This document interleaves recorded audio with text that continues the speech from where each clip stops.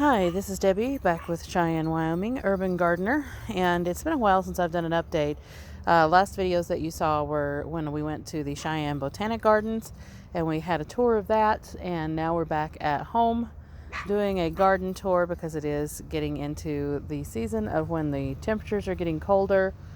So we're looking at temperatures going down at night into the lower 40s, and some days it's going to be in the 70s and 80s during the day, and then back down into the lower 50s, mid 40s, low 40s for the rest of the time. And then I noticed that we were supposed to have one day where it dips down to like 39 degrees. So then that point is when we start getting a little bit worried about whether or not cantaloupes and things like that, squash, are going to survive it.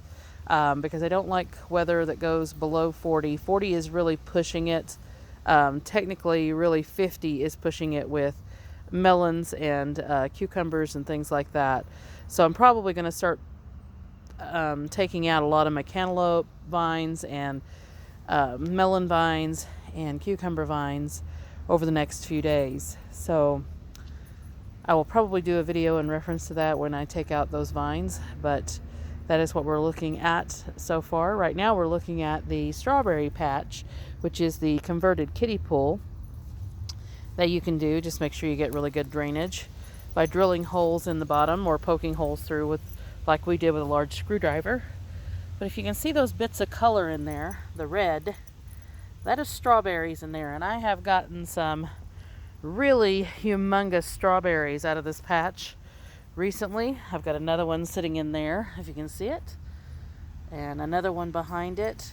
So just some really big strawberries going on. So I think these will most likely be ready even later today, if not tomorrow, so they won't have to worry about any of the cold temperatures killing off any of the strawberries themselves in there.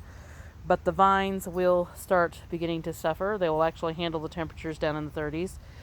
But they will start dying back, and we'll start looking at having to mulch these for the winter. And this year I'm going to be using straw and not hay. I think hay was our big issue last season with mulching, because everyone told me to put hay or just any kind of mulch on top about a foot thick, which is what I did. I actually put it a lot thicker than that. I put about 18 inches of hay mixed with straw cuttings and stuff like that or grass clippings from the yard, and it just didn't seem to hold the temperature and keep the strawberries alive. So I hope that it does it this season, because these strawberries have been nice, big, prolific, and delicious. So definitely want to try to keep those going for the next season. My azaleas are still in the pots. We still haven't gotten them set out. My partner is going to go get an auger today, which, if you don't know what an auger is, it's kind of like a giant screw that you attach to your drill, and it'll drill a very large hole depending on the size of auger that you get. And he is looking at drilling for a new mailbox for us, because we've had some issues with our post office, or our postal workers not coming to check to see if we have mail going out, if they don't have mail coming in. So he had put some mail out for the IRS, because he has two businesses here at the house, and they did not come and pick up the mail. So then he had to run the mail out to the post office before it closed that day. So we were pretty upset with that. And then I spoke with the postal worker the next morning and why they didn't come and get the mail, and they said that they are not required to if they do not have mail coming into the house. And I said, well, we had IRS paperwork that had to be in almost immediately, and y'all didn't come and get the mail. So had a nice long talk with the postal worker about that, and so it looks like to me there's some rules that need to be changed with the post office. And if that is standing rules, it has been for a long time, why in the hell have they not been changed before now?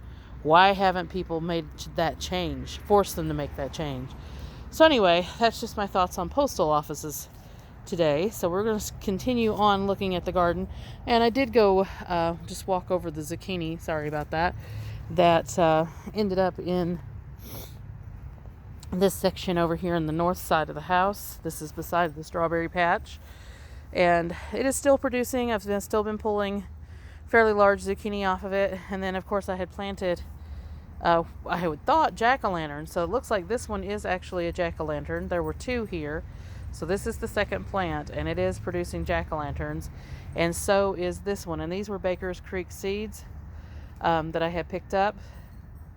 And both of those are okay, look like jack-o'-lanterns to me. And this one turned out to be a zucchini, so there was just a mixture of seeds in the packet, which is a little odd, but not beyond happening.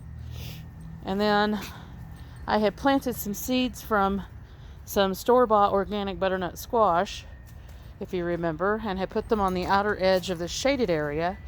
Didn't expect them to do very well with it being shaded.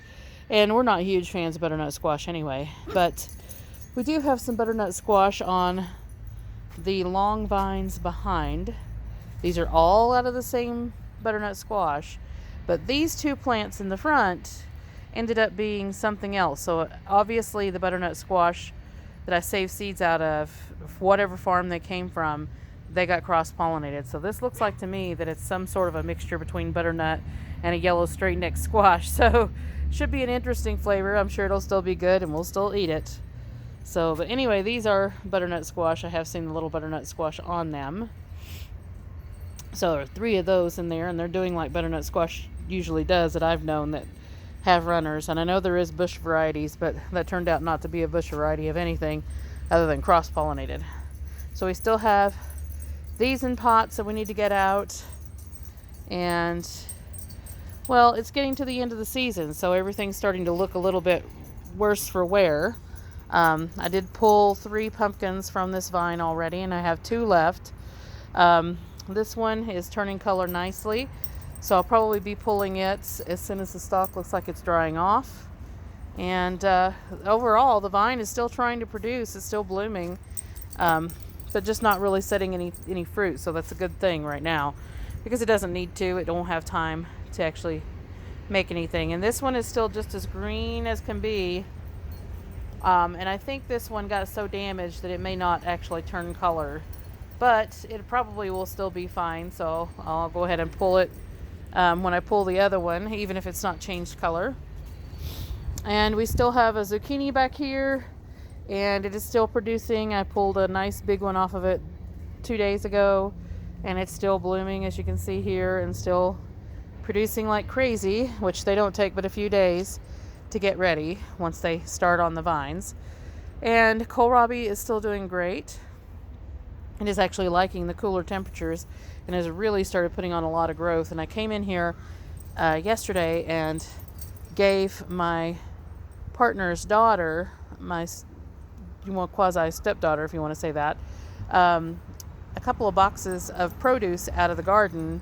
So I had cut some of the leaves off the kohlrabi and gathered all of those for her, and then some of the kale, which the kale is still just going like crazy. It doesn't even look like I trimmed anything, and it was just a day after it just popped up all of these new leaves because I had trimmed it back pretty harshly. And gave her 2 full boxes of produce with potatoes and squash and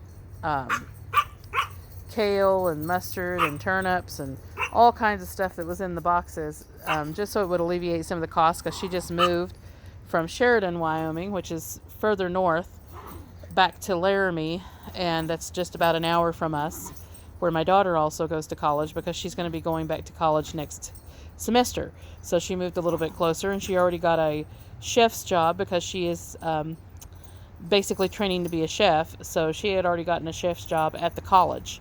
So I'm not sure if she's going to actually be continuing on with school or if she's just going to stay with the college, because she got a really good pension and everything with the college already. So we'll find out what happens with that. But anyway, mint's still doing wonderfully. I cut a lot of that for her because she drinks a lot of teas and things like that. So I cut a lot of the mint for her. Gathered seeds off of the parsley. I've been gathering seeds off of just about everything that's producing seeds right now. Pulled a lot of the radishes. We still have a few left, still coming on, still getting ready. See all those little red guys in there.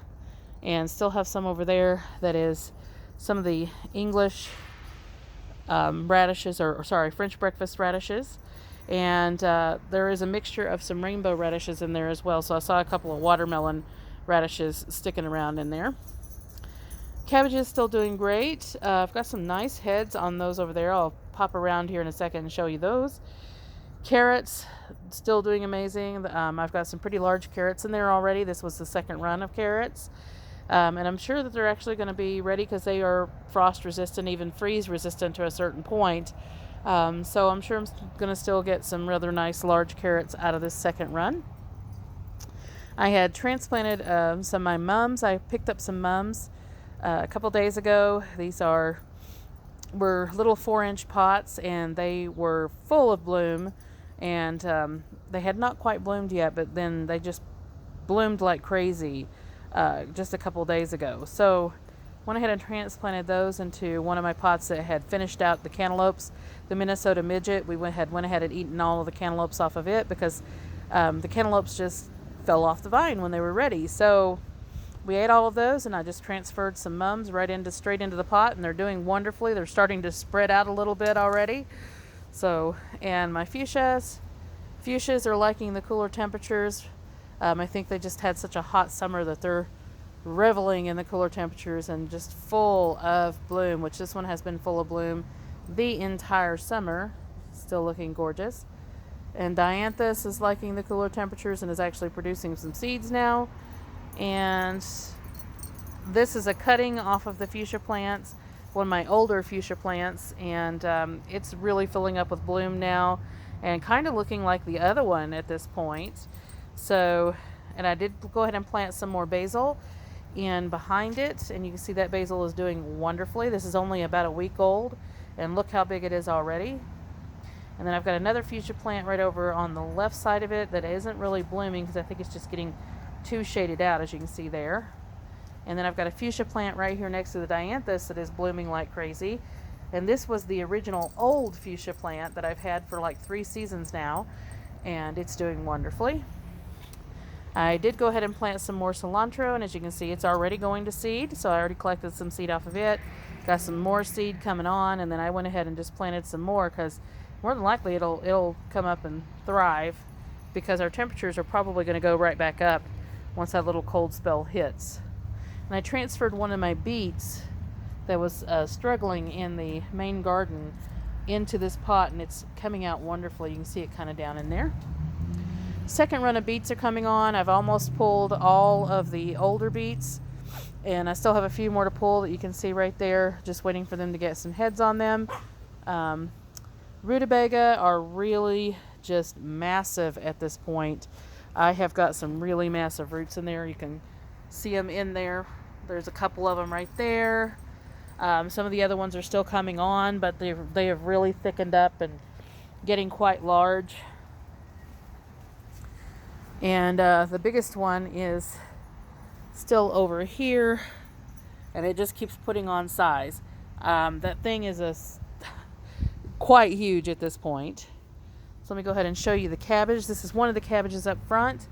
This one is the one that is smaller for some reason, but it's still coming on. But there are 2 different varieties in here. There's Copenhagen, and the other one is an early Dutch. And these are the early Dutch, I think, because they're a little bit different leaf pattern.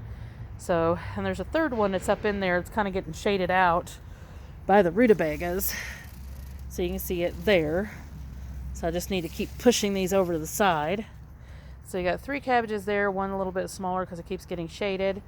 And then we've got 2 over here doing pretty good. This one's struggling a bit with some pest damage, and that's from ants. And then I've got another one that keeps getting shaded out that's over in this section. Parsley doing wonderfully. All the onions doing great. And these zucchini, the Cockazelle zucchini, have been a winner. They're a kind of a later season than the rest of my zucchini were. And I have zucchini in here all over the place. And I just keep pulling zucchini from these, the Cockazelles. And you can see they just produce like crazy. So there's more and more and more back there. I see one poking back there that I need to pull. But loads and loads and loads of Cockazelle zucchinis.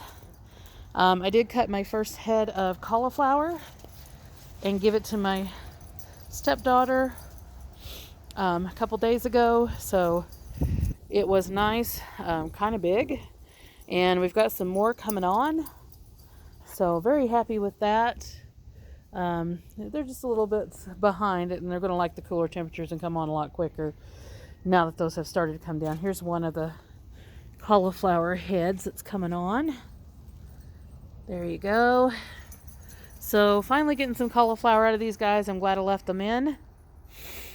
Lettuce has kind of bolted now because the temperatures had been so hot prior. So that was the romaine lettuce, and it's still edible. It's just a little bit tougher and a little bit more bitter than it would be if you had pulled it when it needed to be. And we've got one more broccoli plant that is now starting to head up. This just happened a couple of days ago, and it'll continue to get much larger. And we're going to go into a part 2 of the garden tour.